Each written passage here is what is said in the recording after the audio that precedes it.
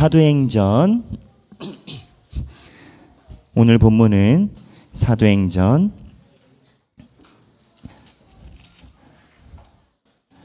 각자 스마트폰이나 가지고 계신 성경을 보시면 되겠습니다. 사도행전 2장 42절부터 47절입니다.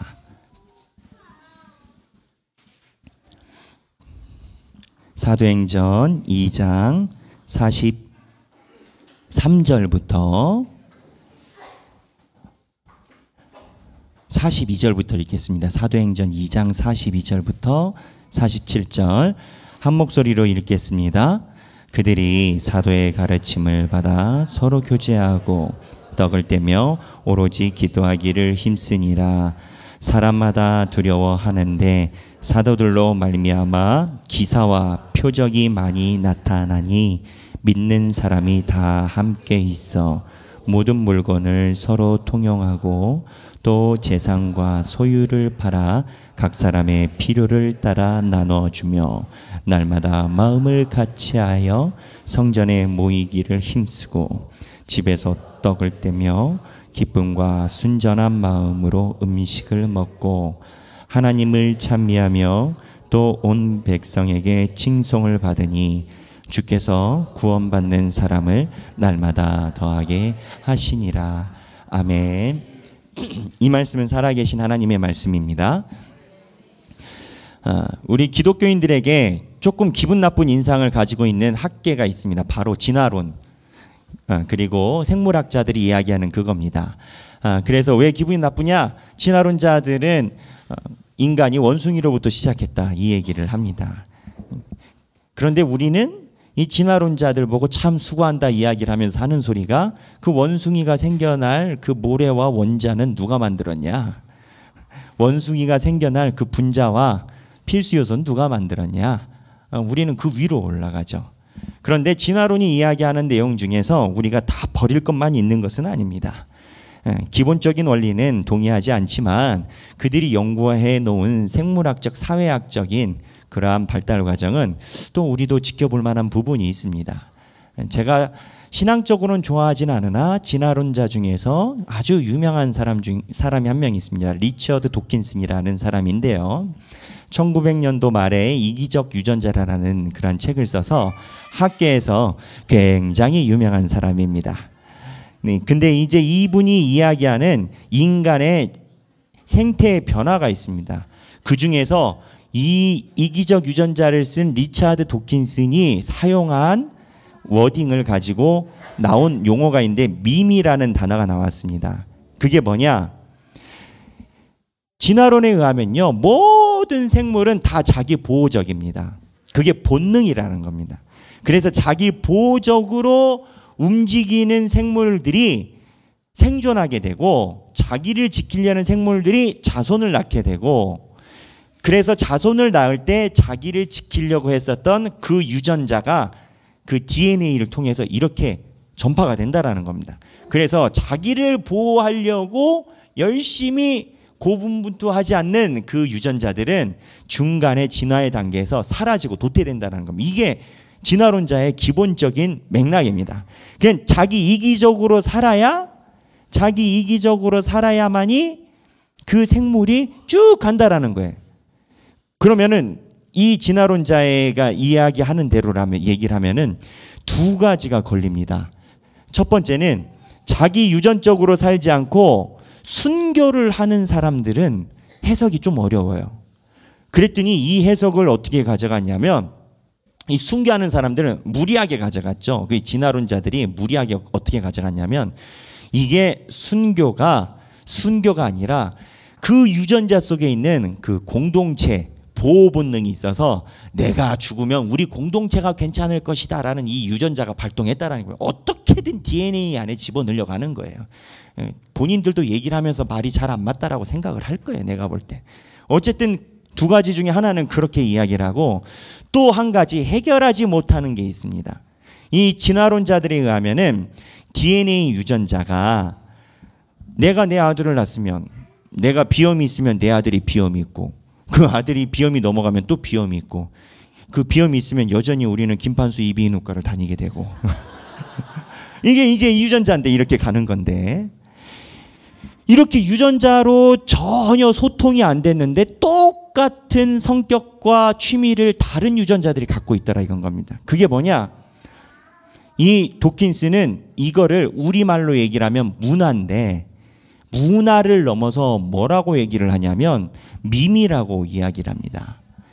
문화라고 이야기를 하면 그 안에서만 해결을 하는데, 그게 아니라 뭔가 이야기할 수 없는 문화를 넘어서 이 인간이라는 동물 집단이 공유하고 있는 이상한 기운이 있는데, 그 기운이 이 유전자 DNA의 원리를 넘어가 가지고 확산 속도가 있더라 이건 겁니다.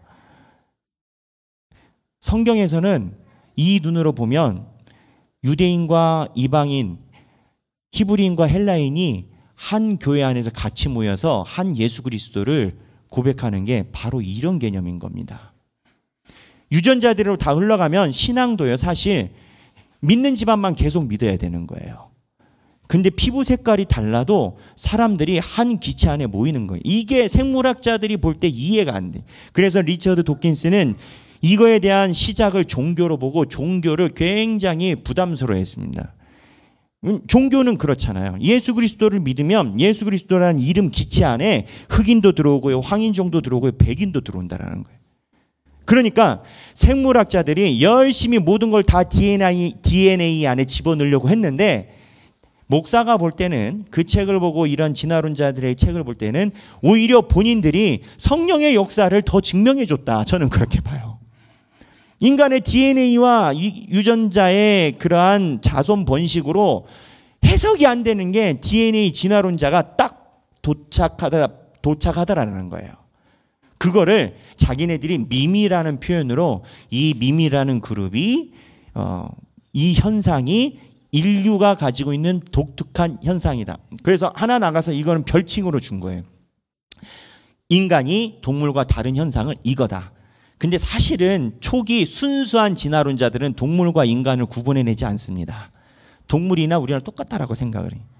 그런데 이 별칭이 생기면서 밈이 생겼고, 요즘에 여러분 아시는지 모르겠지만 예능 프로나 아이들 프로 같은 거 보면 뭐 밈 이런 단어를 많이 써요. 애들이 모르고 이제 자기네들 뭐 트렌드, 패션, 문화 이런 걸로 쓰지만, 원래 이 밈이라는 표현은 리처드 돈킨슨에서부터 시작한 거예요. 근데 제가 이야기하고 싶은 것은 이건 거예요. 이 진화론자들이, 유전학자들이 볼 때 희한한 인간만의 문화라고만 이야기하기에는 그 한계를 넘어간 묘한 기류가 전혀 인간의 신앙을 가지고 있진, 하나님의 신앙을 갖고 있지 않은 그 사람들 눈에 보이더라라는 거예요. 신앙 없는 사람들이 그거를 보더라라는 거예요. 저는 그게 너무 신기한 거예요. 우리 눈에는 그게 성령이고 하나님의 집이거든요.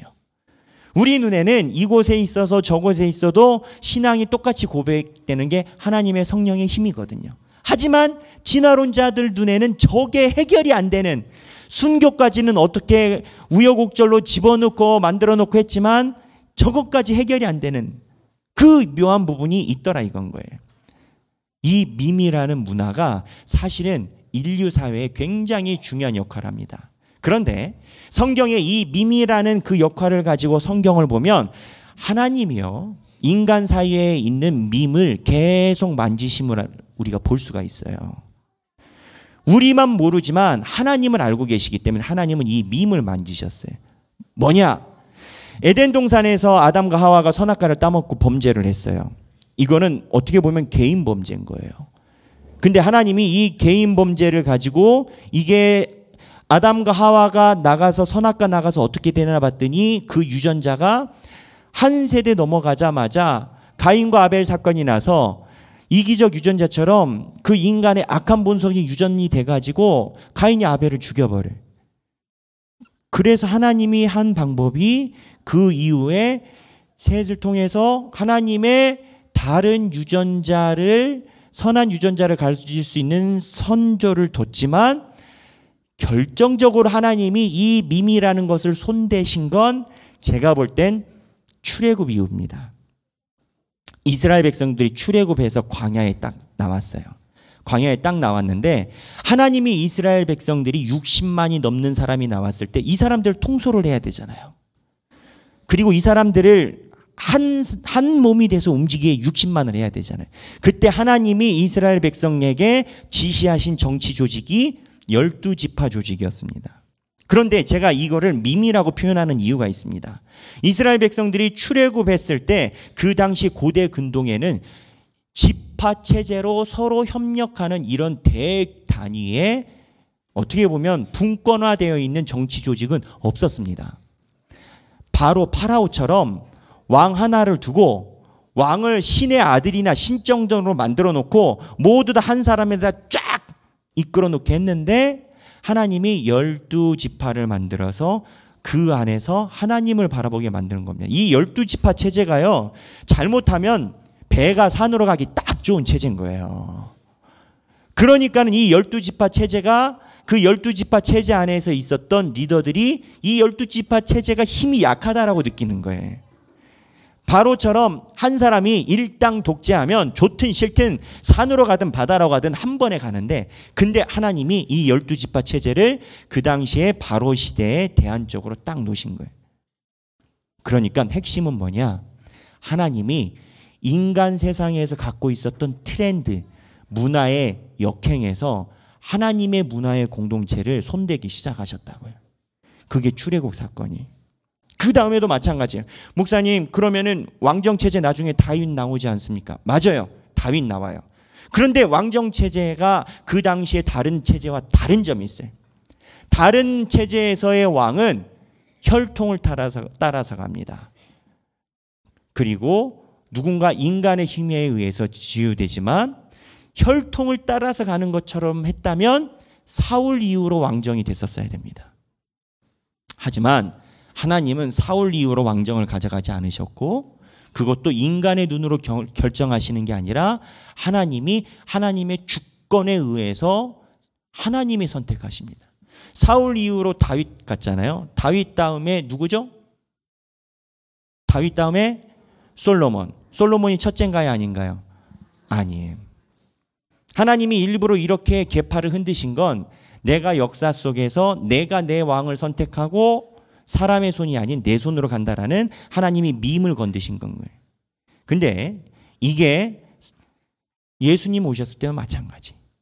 예수님이 오시고 나서 초대교회가 성립했습니다. 오늘 초대교회. 예수님의 제자들은 교회를 설립할 생각이 있었다 없었다? 없었다. 예수님의 제자들은 주여 주께서 오심이 이때니까, 성경에 있는 그대로라면 주께서 1장 6절에 그들이 모였을 때 예수께 여쭈어 이르되, 예수님이 부활 승천 올라가시기 전에 마지막 질문이 주께서 이스라엘 나라를 회복하심이 이때니까. 그러니까는 예수님이 부활해서 하늘로 올라가시는데도 제자들은 하나님, 우리 이스라엘은 언제 정권이 바뀌고 언제 왕이 바뀌고 정신 차립니까? 우리 이스라엘은 언제 회복됩니까? 이제 우리가 힘이 받아서 진군을 해야 되나요? 그랬더니 하나님의 뜻이 때와 시기는 아버지께서 자기 권한에 두셨으니 너희 알 바 아니요. 목회를 이렇게 했으면 엄청나게 힘들었을 거예요. 너희 알 바 아니요. 너희 알 바 아니요. 너희 알 바 아니요. 오직 성령이 너희에게 임하시면 너희가 권능을 받고 예루살렘과 온 유대와 사마리아 땅끝까지 이르러 내 증인이 되리라 하시니라. 예수님의 제자들은 아직까지도 자기 나라가 회복되는 걸 기다리고 있지만 예수님은 새로운 밈의 형성을 시도를 하신 거예요. 그게 뭐냐?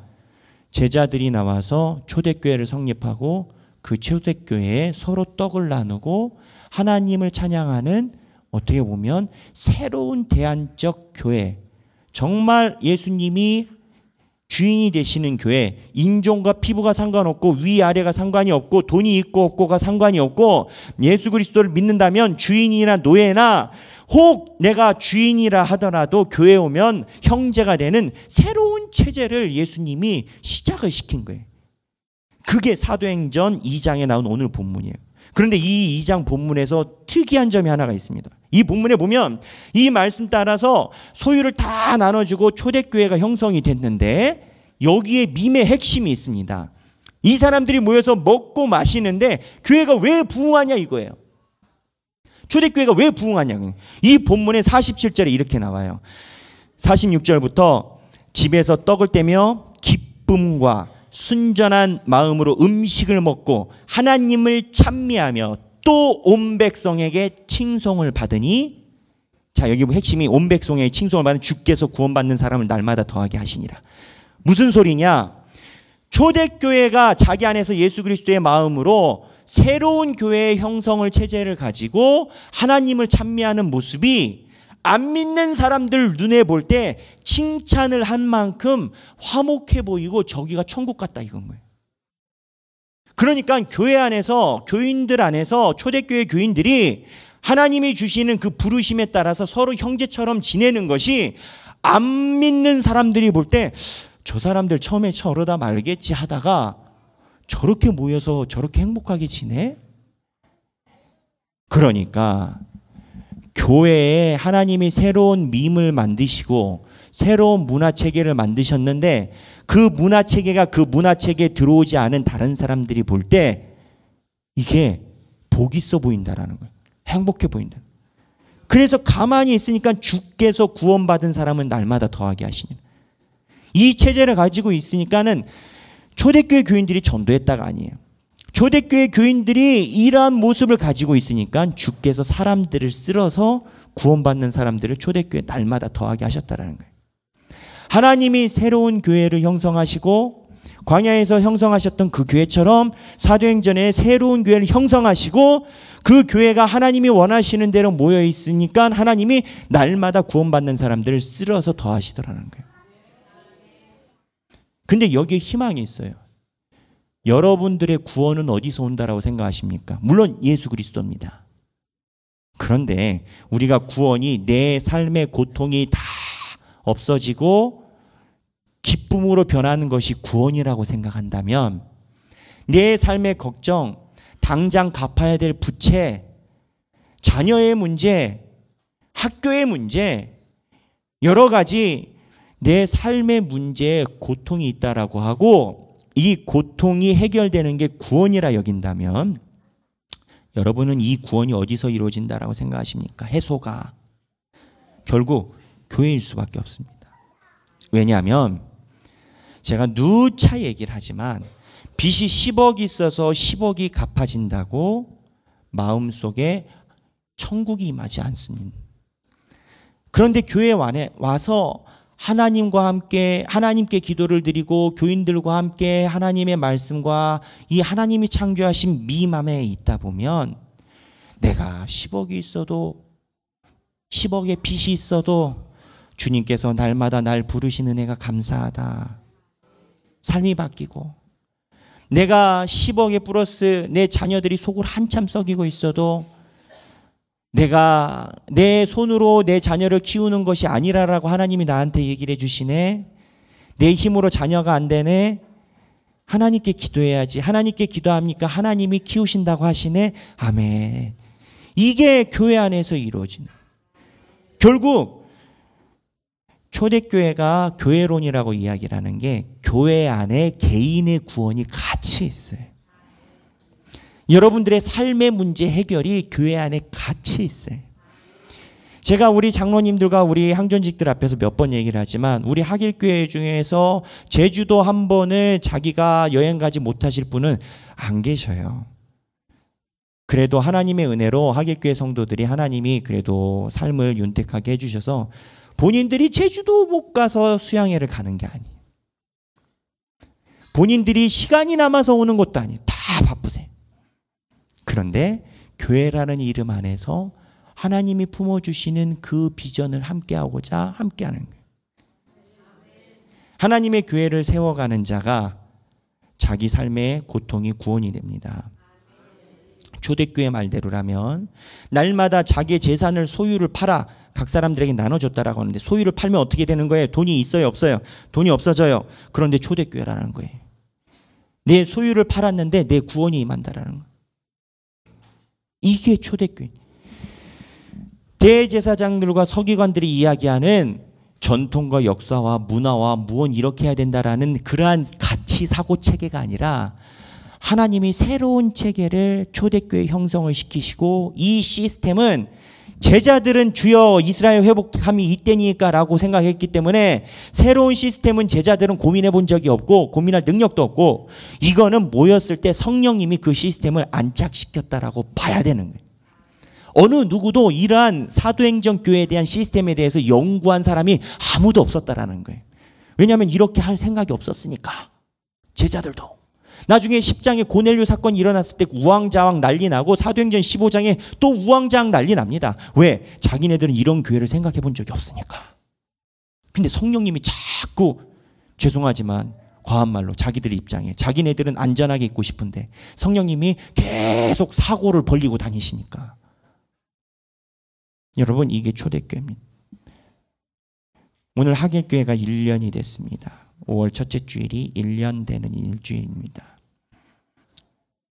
하나님의 부르심과 성령님의 인도하심을 따라서 나오시는 여러분들이 유독 교회만 하나님께 쓰임받는 것이 아니라 교회 안에서 삶을 같이 살아가시는 여러분들의 삶에도 분명한 구원이 임하실 줄로 믿습니다. 저의 선포가 아니라 성령님이 초대교회 안에 있는 모든 교인들의 가정을 하나도 손에서 떨구지 않으시고, 하나님께서 다 초대교회 교인들을 하나님의 품 안에 안으셨던 것처럼 교회 안에 있는 여러분들의 구원 또한 하나님의 말씀 속에서 회복될 줄로 믿습니다. 목사도 고민이 많고요. 인생의 고민도 많습니다. 자녀, 인생의 계획, 기타 등등 세상적인 기준으로 이렇게 하면 저희 장로님들이 알지만 목회자의 삶을 보면은 가끔 너무 안타까우시고 어떻게 그렇게 살 수 있나 그런 눈으로 또 감사하게도 봐주시고, 목회자들도 다 고민. 근데 우리 맡기고 살아가는 거. 맡기고 살아가는 거. 근데 맡기고 사니까 하나님이 또 다 살게 해주시고 행복하고 축복되고, 이렇게 이쁜 아이들의 웃음소리가 들리는 교회가 대한민국에 몇 군데나 있겠습니까? 예. 목사님이랑 가까이 지내다가 목사가 되면 어떡하나 고민하는 부모도 있겠지만 아이들이 가까이 오면 좋고, 예. 우리 사랑하는 모든 하길교회 성도 여러분, 초대교회 교인처럼 하나님의 은혜 듬뿍 받고 삶에서 모든 문제가 주님 안에서 해결되기를 주님의 이름으로 축원합니다. 기도하겠습니다. 하나님 아버지, 우리 하길교회를 1년 전에 세우시고 주님의 은혜로 이곳에 아버지의 이름을 부르며 기도드리며 찬양할 수 있게 하시니 감사합니다. 하나님께서 날마다 새로운 정치 조직으로, 광야에서 나온 이스라엘 백성도 12지파 체제로, 사도행전 교회도 생각도 못했던 초대교회로 나누며 교제하며 하나님을 찬미하는 공동체로 만드셨음을 우리는 알고 있습니다. 우리 하길교회 또한 주님이 기독교가 힘을 잃어간다라고 하는 이 세상에, 교회가 앞으로 10년 후에면 반절 이하로 성도의 숫자가 줄어들 수밖에 없다라는 통계를 보고 있는 이 세상에, 영국은 이미 교회가 나이트클럽으로 바뀐, 교회가 부지기수로 많은 이 세상에 우리 하길교회가 하나님의 등불이 되고 하나님이 새로 창조하시는 문화의 선봉이 되게 하여 주옵소서. 그리할 때 우리 하길교회뿐만 아니라 하길교회를 섬기고 있는 하나님의 성전의 벽돌, 장로님, 권사님, 집사님, 성도님 모든 분들의 삶이 또한 주님 안에서 구원될 줄로 믿습니다. 감사드리며 사랑이 많으신 예수님 이름으로 기도합니다. 아멘.